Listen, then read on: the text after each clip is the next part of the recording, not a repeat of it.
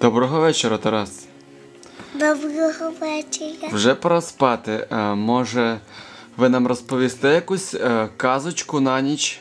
Да, Яку ви нам сьогодні розкажете казочку? про колобка. Про Колобка, це відома казка.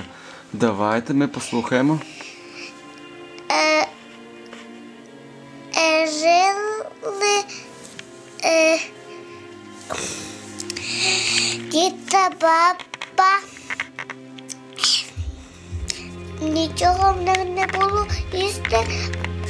Дідо покликав бабу у комору, баба замила муку, зробила з муки кісто і спекла колобка. Поклала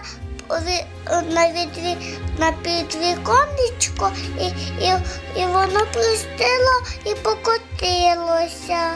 Упало і покотилося, і йому назустріч зайчик. Сказав зайчик: я тебе з'їм. Він казав: не їж мене, я тобі пісеньку заспіваю. Я по колобу метений, я у печі спечений, я від бабки утік, я від діда утік, і від тебе утечу. Покотився, назустріч йому вовчик. Каже вовчик: я тебе і з'їм. Він сказав: не їж мене, я тобі пісеньку заспіваю. Ну, співай. Я по колобу метений, я у печі спечений, я від бабки утік, я від діда утік, і від тебе утечу. І покотився, назустріч йому ведмідь. Сказав ведмідь: я тебе з'їм.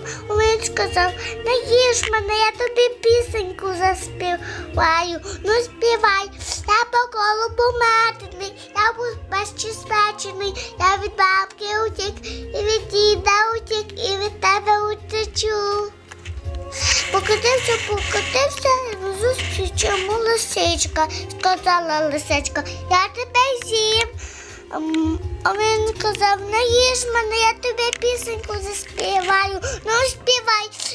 Я по колобу метений, я у печі спечений, я від бабки утік, і від діда утік, і від тебе утечу. Вона сказала: взять мені на язичок, бо я наче не чую. Він сів і знову співав. Я по колобу метений, я у печі спечений, я від бабки утік, і від зайчика утік, і від вовчика утік, і від медика утік, і від тебе утечу. А вона його з'їла, і кінець казки. І який кінець? Що Колобка тепер немає в живих? Ні, лисичка його з'їла. Чому його вовк не міг з'їсти, а лисиця з'їла? Дуже хитра вона чи чому? Да. А яка мораль? Що